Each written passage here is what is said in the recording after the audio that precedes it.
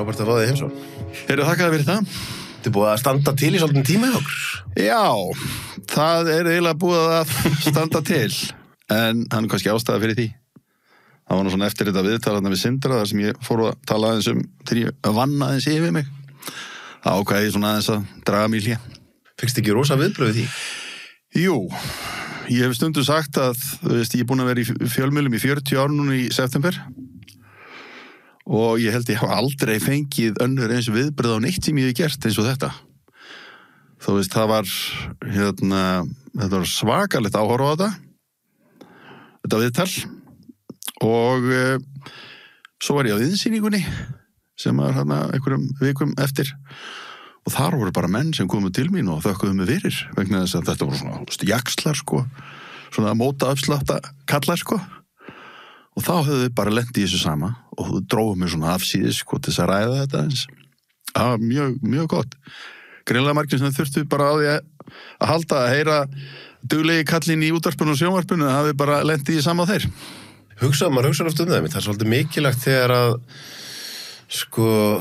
bara típ eins og þú fer að tala að þú farið í kulnun að þá einhvern veginn held ég að ég mitt talað kannski ákveðna tegunda kallmönnum og svona, þá allt í þennu opnast eyrun þá er ég frekar til ég að hlusta á þig heldur en að þú værir einhver önnur típa og jafnvel að þú værir kona og eitthvað svona Já, gæti verið en svo var það líka að því að ég var kannski ekki beint að fatta þetta alveg sjálfur þannig að ég vissi að það var eitthvað að og svo var náttúrulega bara sálfræðingur sem bendi mér á þetta svo mega þetta bara sens, skilur það bara stundu þegar maður fattar að maður ekki 18 ára lengur eða 22, skilur en maður að gera allt einhvern veginn allar að sigra allan heiminn og hjálpa öllum og vera í einhverjum 6-8 hlutverkum hefur það eitthvað eftir því ég skrifaði nú heila bók eftir að ég fór í burnout og þurfti að vera að ströggla í hefur þú eitthvað náð utan að hvað þetta þú kulnun, því eitt að maður vinni yfir sig, annað er maður kannski búin að vera of lengi að gera eitthvað sem maður hefur ekki áhuga á að gera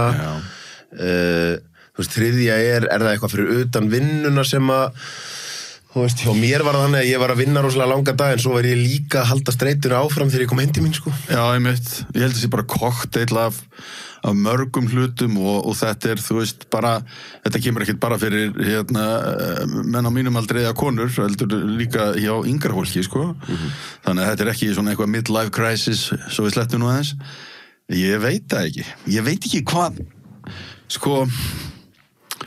ég er ekki bara að tekur mikið að þér Það er eitthvað svo leiðis Já Og maður á einmitt og ég sá að það var yfir viðtalinu hjá Sindri þar sem hann talaði hlutin sem voru skemmtilega og alltaf er orðin leiðileg Er það ekki svolítið einmitt að maður er búin að taka mikið af sér og maður á ekki innistæði Það er bara þannig Það eru glata þegar maður finnur að maður á enga innistæði Já Og þú ert bara svona hamstur í búri og hjóli og það kemst ekkert áfram með gleðina Einmitt Gleðin verður að vera með Hún var að vera með, mér langaði mitt að fara þess yfir bara að fara í byrjunin á fjölmiðlaferlinu, hvað er það, 40 ár? Já, 40 ár núna í september síðan ég tók upp fyrsta pröfuþátt, ég var svona með varaþátt það var þannig að þeir sem voru ekki alveg komnir inn, þeir fengu sénsa og taka upp svona varaþætti, það er að segja ef einhver veiktist í beinum útsendingunni, það var settur svona varaþáttur í loftið og ég var búin að pönkast í Þorgeir í svoleiðis fleiri vikur að fá að pröfa og það loksins fékk ég síðan sinn og svo var hann sendur út þessi þáttur í nóvember held ég 84, 1900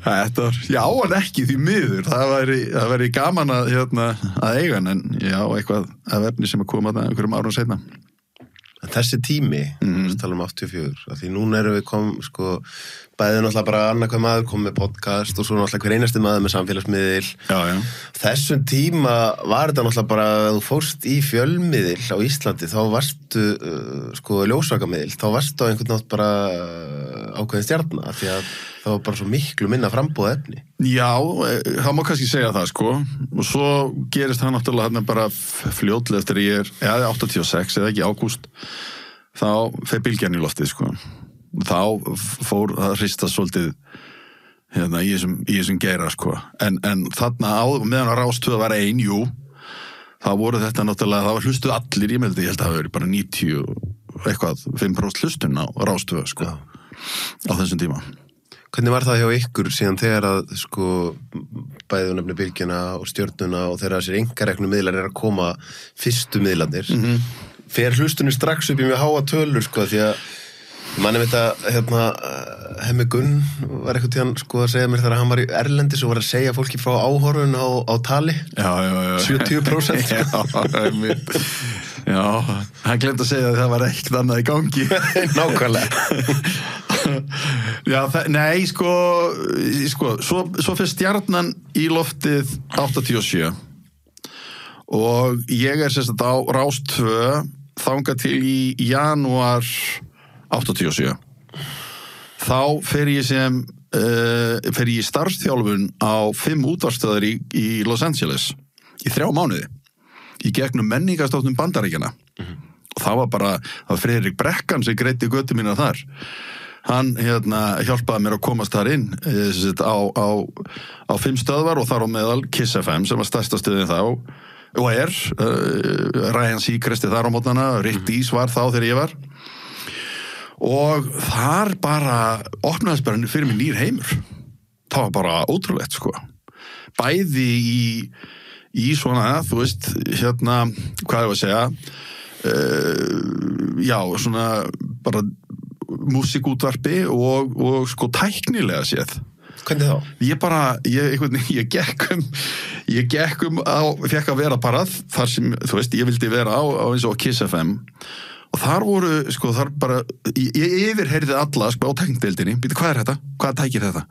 Já, þetta gerir svona, já, ok en þetta er svona kompressor sem er svona, já, ok en svo endabúnaður og sendandir eru hvar og hvernig er þetta og öll tæki og alla græjur, sko ég er svona græjufíkill pínlítill ok já, þannig og svo bara þú veist, var ég bara inn í stúdíu með mönnum sem voru, þú veist, það voru sko einhverja 10 milljónir sem voru að hlusta á þá, sko á hverju degi, sko, þetta var svona alveg bara súrrealíska tölur en það var alveg ofboðslega gott að kynnast þessu og þar meðal annars komst ég í sambandi við fyrirtæki í Texas sem heitir Jam sem framleiddi sko stefin fyrir Kiss FM og þeir komum mér í samband við fyrirtæki í Hollandi sem heitir Top Format eða ég veit ekki hvort það segir í gangi eða það og þar að leiðandi við fórum og tókum upp stjörnujinglana eða stjörnustefin, þau voru amerísk, sungin á hollendingum og einum íslendingi, Jóa Helga. Þegar hún er að reyna að reyfja upp þessi stef. Já, það var, ég fyrir að syngja það fyrir þig. Já, komdu með það. Þetta er stjarnan sem skín á alla daga. Alveg rétt. Og það var bara stjarnan sem skín. Já, og svo Gulli Helga, stjarnan ykkar og það var náttúrulega bara Rick Dees in the morning, Kiss FM og þá var bara textanum breytt. Þorsteinn Eggertsson samdi mér þessa textana, svo fórum við Jói Helga 2 saman út í stúdíóð og vorum að kenna sko hollenskum söngurum íslensku og þeir náðu þessu ótrúlega vel, náðu erronum og fátnónum og allt, sko. Þetta var mjög, svo komum við heim með stefin og þetta náttúrulega sló alveg í gegn. Þetta var allt annað sound heldur en Bylgjan var búin að vera með á Rás 2, sko. Hvernig var, sko, aftur, bara eins og með hennan tíðaranda, því að nú ég var með Loga Petro einn daginn og þau eru svona eina af þeim síðustu til þess að stofna útvarpsstöð á Íslandi þegar þau voru með útvarp 101. Já. Og svo Gunnar Smári náttúrulega, er hann ekki að vinna með línulega dagskrá á samstöðinni? Já. Held það, bæði sjónvarp og útvarpi. En þú veist, maður er svo á þessum tíma þegar það var að stofna stöðins á Stjörnuna og þá verður hún svo hratt bara mainstream, sko. Það er kannski bara annað þriðju hver maður að hlusta og meðan í dag er sko upplýsingaflæðið orðið svo mikið að hugmyndin að stofna útvarpsstöð í dag er svona, já, þú veist, þú verður kannski farin að ná 10-15% af þjóðin eftir 3 ár, sko. Já, ég mitt. Já. sko, ég myndi ekki leggja í þetta í dag, sko. Nei. En við fórum svo sem flatt á þessum tíma, sko. Hún var ofbáslega vinsæl, við kunnum að gera útvarp, en við kunnum ekki að reka fyrirtæki. Og við réðum menn sem voru heldur ekki alveg með þá á hreinu hvernig þetta reka þetta. Þetta var svolítið svona mikið bara verið að keyra þetta á gleðinni, sko. Og svo hún lifði í, 2,5 ári held ég. Fór og, já. Sko, þetta er nú reynda að saga á bakvið þetta, sko, vegna þess að, það er að segja, gjaldþrotið. Því að við, sem sagt, sameinumst, sko, Stjarnan fyrir loftið og Stjarnan alveg pakkar bylgjunni saman. Í hlustun. Já, fórum alveg bara langt yfir þá.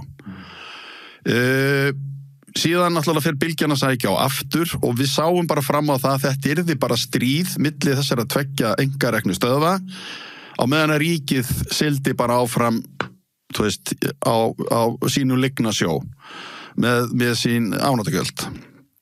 Og þannig að Jón Ólafsson samfærði okkur að sameina félögin og sameina stöðvarnir. Og það var sem sagt okkar hér hljóðvarp og þeirra var Íslenska útvarpsfélagið. Og það þú veist, þarna byrja fundir lögfræðingana og endurskoðandana og þeir sem sagt hittast og komast á samkomulagi. Ef ég man þetta rétt, þá held ég þetta hafi verið 60-40 skiptin, sko, í nýju félagi. Það er að segja, bylgjan var með 60% og við vorum með 40%, af því bara staðan hjá okkur var ekki eins góð og hjá þeim. Síðan kemur það í ljós einhverjum vikum seinna að staðan var verri hjá okkur en við heldum. Og þá kemur upp svolítið svona eigendastríð og störukeppni. Það er að segja, Jóni og Ólafur Laufdal var með okkur í þessu. Og sem sagt, Jón Ólafs, Íslenska útvarpsfélagið, vildi að hljóðvarp myndi koma með meiri peningin til að halda þessum 40%. Og Óli var ekki til í það og þar alvegandi var riftuðir þessari sameiningu. Það er að segja bylgjan. Og allir reikningar síðastliðinir 6 eða 8 mánuðum á undan voru skrifaðir út í nafnið Íslenska útvarpsfélagsins. Þannig að við áttum ekkert útistandandi. Þannig að það var bara beinleið fyrir okkur að fara og í gjaldþrot.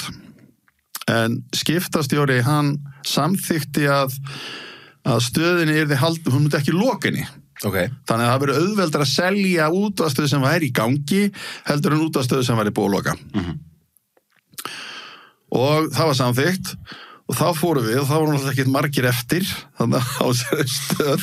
Það var ég, Jón Axel, Þorgeir og svo komu þarna menn sem að seinna yrðu stjörnur, sko, Halldór Backmann heitinn, lögmaður. Og Darri Óla og einhverju fleiri. Ég örugglega að gleyma einhverju nöfnum sem bara ákváðu að hoppa á vagnum með okkur þessar síðustu 2 vikur eða eitthvað sem stöðum verið í loftinu. En þarna fóru 2 menn saman og byrjuðu með morgunþátt sem voru Jón og Gulli. Og þarna voru við alveg búnir sem sagt, þarna var eins og einhver sagði, sko, ljósapéran alltaf skærust rétt áður hún springur. Og þarna byrjuðu við að gera hluti sem að okkur bara, þú veist, þarna voru við bara við sjálfur, hringdum út allt, vorum að vekja fólk og bara, þú veist, byrjuðum bara á öllum pakkanum og vorum bara ekkert að pæli hvað öðrum fyndist. Við vildum bara skemmt okkur sjálfur. Og já, og þarna var þetta til. Síðan gerist það að Íslenska útvarpsfélagið kaupir þrotabúið. En í millitíðinni held ég að Ólafur Laufdal hafi farið upp í lýsingu þar sem að lýsing var fjármagnafyrirtæki sem sagt fjármagnaði mixerinn, alla græjurnar, endabúnaðinn, sendana. Það við vorum með 2 senda, við vorum með 1 í Reykjavík og svo vorum við með 1 í Vestmannaeyjum sem þjónustaði var með Suðurlandi allt saman. Og hann tók yfir samningin hjá lýsingu persónulega. þeir vildu náttúrulega miklu frekar Ólafur Laufdal tækið yfir heldur en þetta færi inn í eitthvað gjaldþrota fyrirtæki skilur svo fengið kannski bara aldrei neitt greitt en allavega, hann tók þetta yfir og þannig að það sem að íslenska útvarpsfélagið var að kaupa var í raun og veru nafnið Stjarnan og húsaleigusamningur 10 ára Jú, og reyndar stúdíóin nýri Sigtúni þar sem að stöðum var staðsett þannig að það sem að við gerðum við tókum græðurnar og fórum niður í Aðalstræti tókum skrifstofunars Óla Laufdals og innréttuðum stúdíó þar og þar varð aðalstöðin til Alveg rétt, gamla góða Já, sem átti að verða svona easy listening stöð eða þú veist, átti að bara breyta þess til format og já, þú veist, það var í raun og verið ekkert búið að ákveða en allavega við notum þetta við fáum svolítið mikla athygli hérna á þessu tíma, erum að opna þessa stöð og ég held að hafi verið bara 6 tímum áður en við ætluðum að fara í loftið þá fer einhver deild hjá Pósti og Síma í verkfall og þetta var spurning einn pads, skilur að taka hann sambandi hér og stingur hann í samband hérna en það mátti ekki, vegna þess að sá sem að gerði þetta, hann var í verkfalli og þessi deild eða þessi starfsmenn voru í verkfalli í mánuð, rúman þannig að við mistum þessa athygli og gátum ekki færi í loftið með aðalastöðuna á þeim tíma þannig að hún fór í loftið mánuði setna og svo náttúrulega bara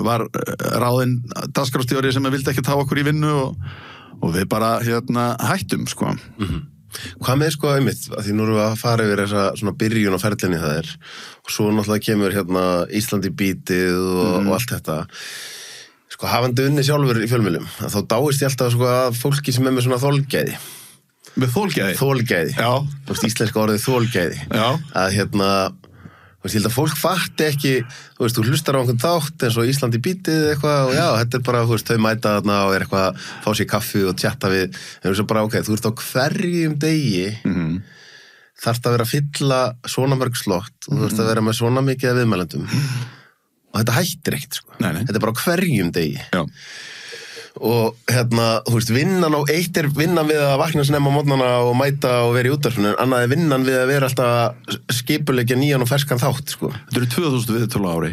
Einmitt, 2000 viðtölu ári. Já, 1700 til 2000, eitthvað svo leys. Hvað segir þann part af jobbinu? Sko, hann náttúrulega, það meira en að segja í þessu samfélagi, sko. Í svona litlu samfélagi, að fylla svona mörg hólf á hverjum einasta degi, alltaf verið að finna eitthvað nýtt, eitthvað sem var ekki í Reykjavík síðdegis í gær eða, en þú veist, og það er eiginlega mest að vinna og það sem að fólk ekki alveg kannski að fatta að eins og í bítinu þá ertu með 1 frídag í viku og það laugardagur og það var bara samkomulag milli mín og Heimis að við hringdum ekkert í hvorn annan á laugardögum en hina dagana talaði ég oftar við hann heldur konuna mína þannig að, þú veist, hann hringdi þá voru stundum 7 missed call, sko, á símanum hjá mér þegar ég var í tökum fyrir Gulli Byggir, skilur svo hringdi ég tilbaka, Heimir, hvað, ég held að ríkisstjórnin væri fallin eða það væri eitthvað hefur komið fyrir ég sagði, Heimir, það eru 7 missed call á símanum hjá mér, hvað er í gangi? Ég bara maður ekki ég ætlaði að segja eitthvað við ég er búin að glemma þig bara en þetta er nefnilega málið þú ert í boði á laugardagskvöldi og þú ert að hugsa út að hittir einhverja manneski sem er að segja frá okkur og þú hugsar, já þetta verður nú sniðið í tala um þetta í bítum þetta er viðtal, er ekki til að koma á mánudaginn bara á þriðjudaginn klukkan, þú veist, 8 þannig að þú ert alltaf í vinnunni það er bara þannig þess vegna fannst mér ofboðslega gott viðbröðið núna 1. júlí fyrir að þegar ég hætti að þurfa ekki að liggja við fréttamiðlunum einmitt á hverjum einasta degi sjá allt þetta neikvæða allt þetta allir að kvarta allt þetta vesen þú veist, þetta var bara alveg ofboðslega gott að losna við þetta í svona þú veist, bara eins lengi og ég vil, sko. Náður að losa við þetta, þú veist, þegar maður er búin að venja sig á að vera liggið við fréttamilum? Nei. Það tók alveg nokkra vikur, ég vil mánuði, sko. Það er kannski bara fyrst núna. næstu í ári, já. Ertu með takmarkaru hvað þú fylgist með núna? Þessi þáttur áskriftaþáttur. Inni á sölvitryggva.is fá áskrifundur aðgengi að öllum útgefnum þáttum, aukaefni og nýjum þætti í hverri viku.